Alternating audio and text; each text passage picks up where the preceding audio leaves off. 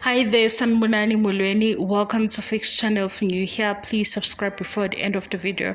If returning, thank you for love and support. I appreciate you. Izingane zithemba wena sithanda isithembu. Nalo udaba likaSibindi Sigaqa. Thufikela amaphoyisa Mbumbulu antshontsha imali besolwa ngedakamizwa, usolwa nange-human trafficking. uSibindi impela igama lakhe futhi siyayibona igeme zomjolo, kodwa ukuthi angenza izinto ey'nzima kanje, hhayi ngeke. Asimazi ngaleyo ndlela, kodwa nathi asikholwa nje ngokumazi ku-TV nangokumazi ngabazali.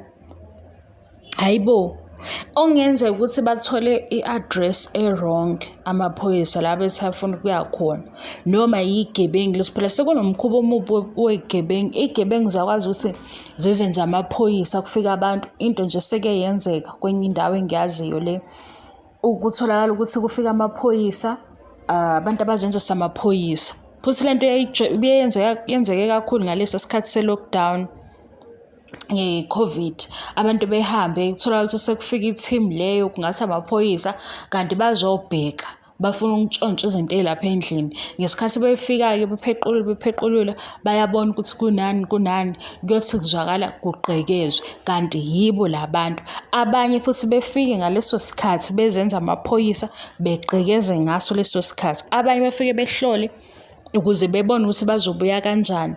Abanye ngaso leso sikhathi bezenza amaphoyisa bentshontsha. Okungenzeka ukuthi sekuwuhlobo olusha lelo bugebengu, ngoba into yenzeka before le kuthiwa emakhaya abantu bebheke or endlini ukuthi nivulela ba, because sekukhona abantu abafika sengathi ba amaphoyisa bazosesha into ethile, kanti sekukwenzeka ubugebengu. Ayi, ngoba bebashiye bephila abantwana asazi, kodwa noma phela i-fake story ngendlela esizwa ngayo, ngoba kuvele nakuy'so lezo. Sibonga ukuthi babashiye bephila bantshontsha imali bangabalimazi. Ngidlulisa lokhu ngoba ngijwayele ukukhuluma ngezingane zesithembu. Nakhu sekuvela lolu daba.